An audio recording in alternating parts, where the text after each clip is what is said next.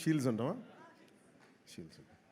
Mementos అందరికీ నా హృదయపూర్వక నమస్కారాలు.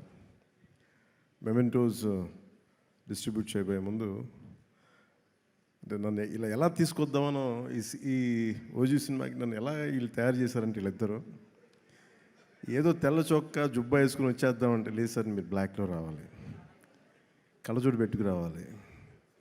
ఇప్పుడు వచ్చి అసలు ఈరోజు ఏం చేశారంటే మొన్నేదో కటానా పట్టుకొచ్చాను ఒకసారి విన్నాను. నేను నా జీవితంలో ఎప్పుడు చేయలేదు. వంగి దానికి దాక్కుంటే అది పైకి వస్తుంటారు. వర్షం మీరు కత్తి పట్టుకుని వస్తే వెనకాలంటే మొత్తం గుంపు. సరే ఇంకా నాకు అంటే నన్ను అందరూ ఆడుకుంటున్నారు సరే కానీ నేను చెప్పి వదిలేసింది. ఇప్పుడు మళ్ళీ ఈరోజు ఏం చేస్తారంటే మీరు కళ్ళజోడు పెట్టుకొని గన్తో రావాలి అన్నాను. చంపేస్తానని చెప్పాను. లేదు ఇది మాకు ఇష్టం అంటే నాకు తుపాకులు గన్స్ అంటే వీక్నెస్ మీద ఆడుకుంటున్నారు అందరూ నాతోటి. వెపన్స్, కత్తులు, తుపాకులు, ఆ బలహీనత మీద మనిషికి బలహీనత ఉండాలి కదా. నాకు ఈ గన్స్, ఈ స్వోర్డ్స్, ఈ కటానా, ఈ మార్షల్ ఆర్ట్స్ అది నాకు ఇష్టం. ప్రీవియస్గా మెడ్రాస్ రైఫిల్ క్లబ్లో నేను మెంబర్ కూడా నా కరెంట్ ఛానల్. ఇప్పుడు వీళ్ళు కూర్చోబెట్టి వీళ్ళు తీసుకొచ్చి గన్ సార్ నాకు మీకోసం ఒక ఫోటో అయితే ఇస్తాను మీకోసం, దానికోసం వెయిట్ చేయండి అని చెప్పి ఈ పర్టికులర్గా ఇది మన